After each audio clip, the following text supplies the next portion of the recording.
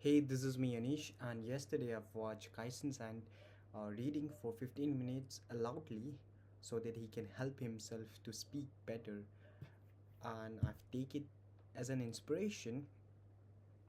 I've been doing this for quite a long time now, uh, and I thought why not upload it on YouTube. So, yeah, here's our timer has been started 15 minutes, and today it's 24 Feb, and currently I'm reading Man's Search for Meaning.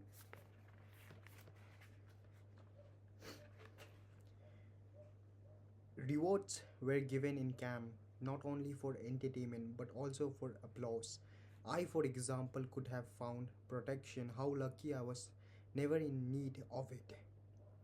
From the camp, most dreaded Capo, who for more than one good reason was known as the murderous Capo. This is how it happened. One evening I had the great honor of being invited again to the room where the spirituality scenic had taken place. There were gathered the same intimate friends of the chief doctor, and most illegally the warrant officer from the sanitation squad was again present. The murderous capo entered the room by chance, and he was asked to recite one of his poems which had become famous or infamous in camp. He did not need to be asked twice and quickly produced a kind of diary from which he began to read samples of his art. I bit my lips till they hurt in order to keep from laughing at one of his love poem. And very likely did save my life, since I was also generous with my applause. My life might have been safe even had I been detailed to his working party, to which I had previously been assigned for one day, a day that was quite enough for me.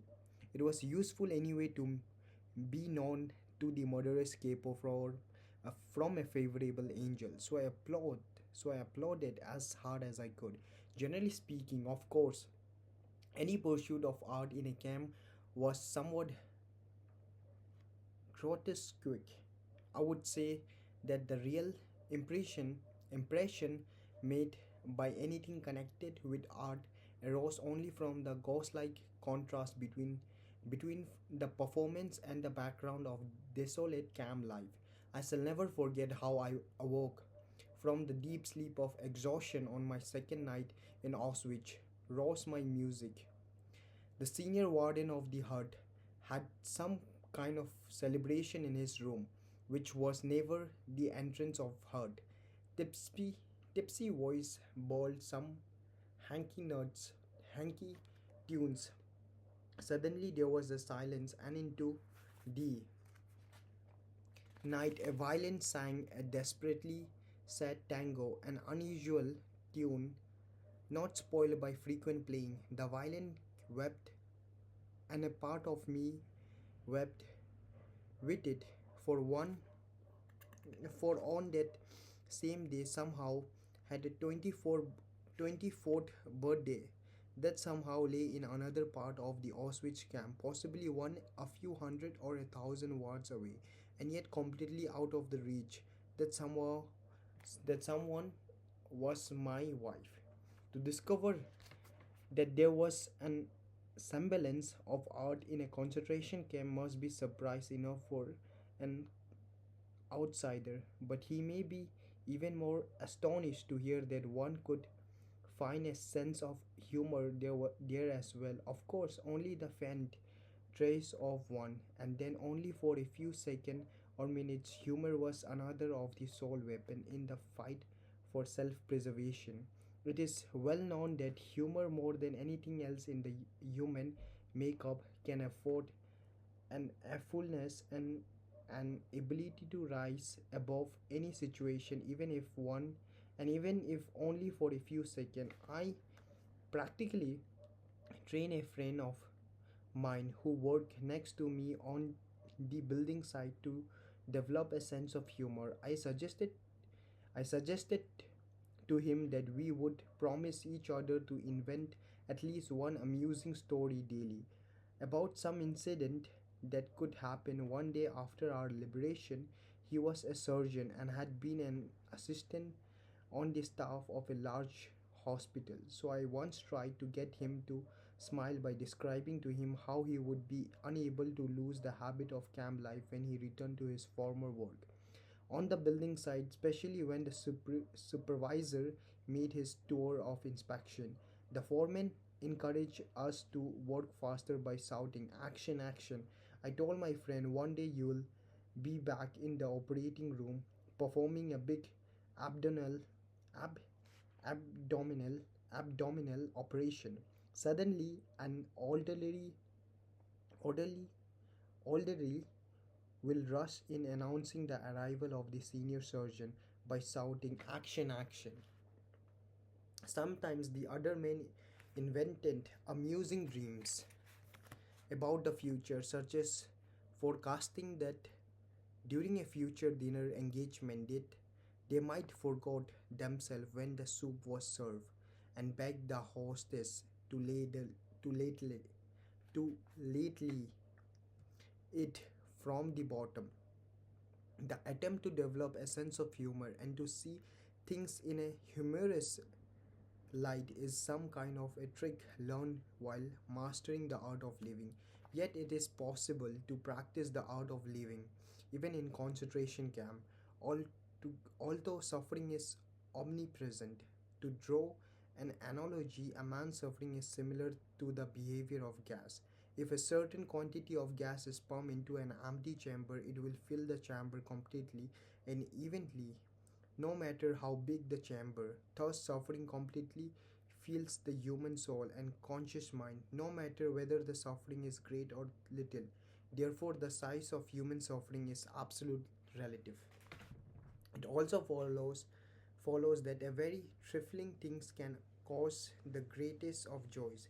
Take as an example something take as an example something that happened on our journey from Auschwitz to the camp affiliated with Dachau. We had all been afraid from we had all been afraid that our transport was heading from a Massachusetts Matasoon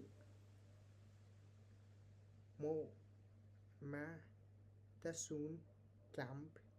We became more and more tense as we approached a certain bridge over the Danube, which the train could have to cross to reach Mo- Motesun. According to the statement of experience traveling companion, those who have never seen anything similar cannot possibly possibly imagine the dance of joy performed in a carriage by a prisoner when they saw that our transport was not crossing the bridge and was instead heading only for Dachau. And again, what happened on our arrival in that camp after a journey lasting 2 days and 3 nights, there had not been enough room for everybody to crouch on the floor of the carriage at the same time. The majority of us had to stand all the way, while a few took turns at squatting on the scantily straw which was soaked with human urine. When we arrived, the first important news that we heard from older prisoner was that this comparatively small camp, its population was 2,500, had no oven, no ceremonies, uh,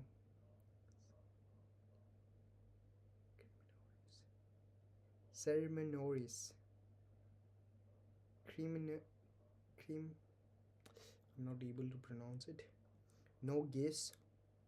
That meant that a person who had become a Muslim would not be taken straight to the gas chamber but would have to wait until a so called sick convey had been arranged to return to Auschwitz. This joyful surprise put us all in a good mood. The wish of a senior warden of our hut in Auschwitz had come true.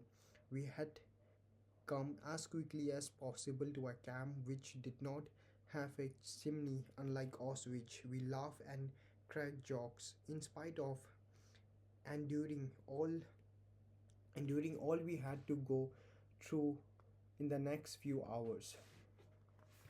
When we when we knew arrivals were counted, one of us was missing, so we had to wait outside in the rain and cold wind until the missing man was found. He was at last discovered in a hut where he had fallen asleep for exhaustion. Then the roll call was turned into a punishment parade.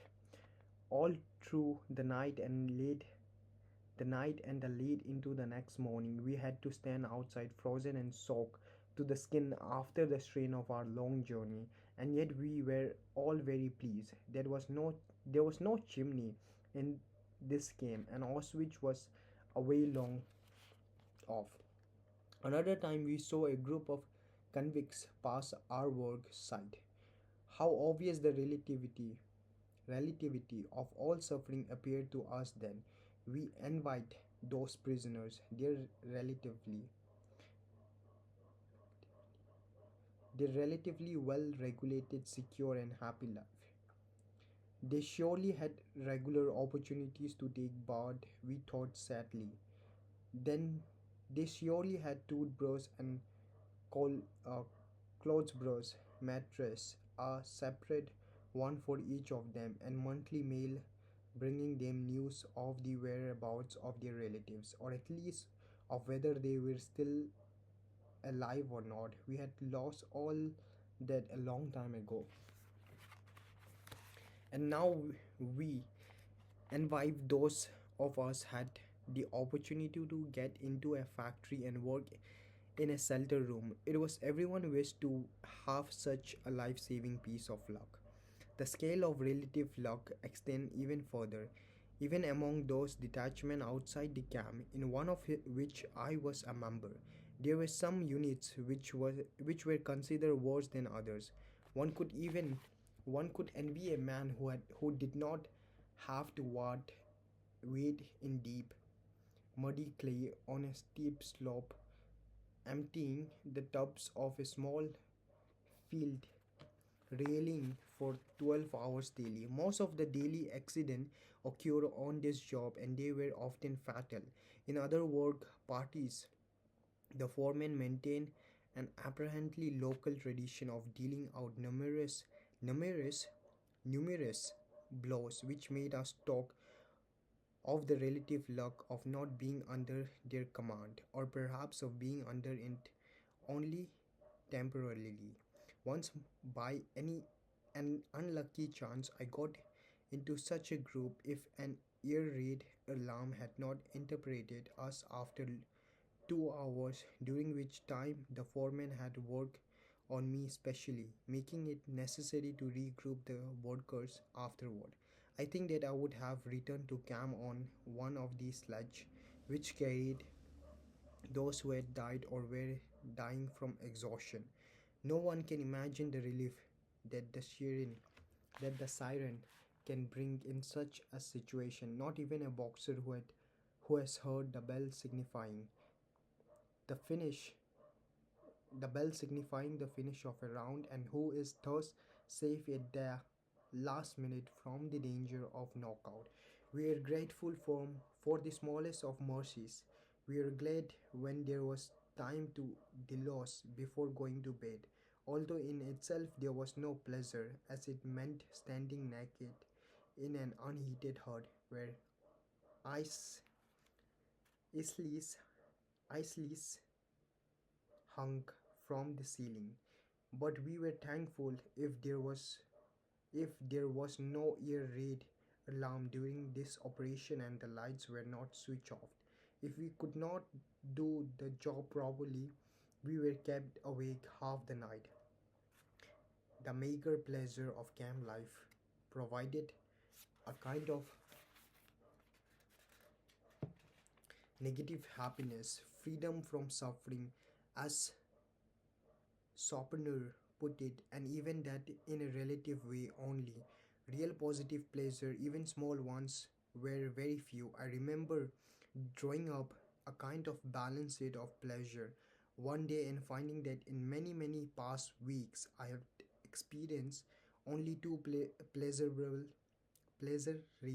moments. One occurred when, on returning from home work, I was admitted to the cock house after a long time and was assigned to line filling up the prisoner cock. F. He stood behind one of the pan, huge pans and ladled soup into the bowls which were held out to him by the prisoner, who hurriedly filled past. He was the only cook who did not look at the man whose blows he was filling, the only cook who dealt out the soup equally, regardless of recipient, and who did not make favorites of his personal friends or countrymen, the potatoes, picking out the potatoes for them, while the others got watery soup skim from the top. But it is not for me to pass judgment on those prisoners who put their own people above everyone else, who can throw a stone at a man who favors his friend under circumstances when sooner or later it is a question of life or death. No man should judge unless he asks himself in absolutely honesty whether in a similar situation he might not have done the same. So, yeah, that's it for today. We'll see you tomorrow.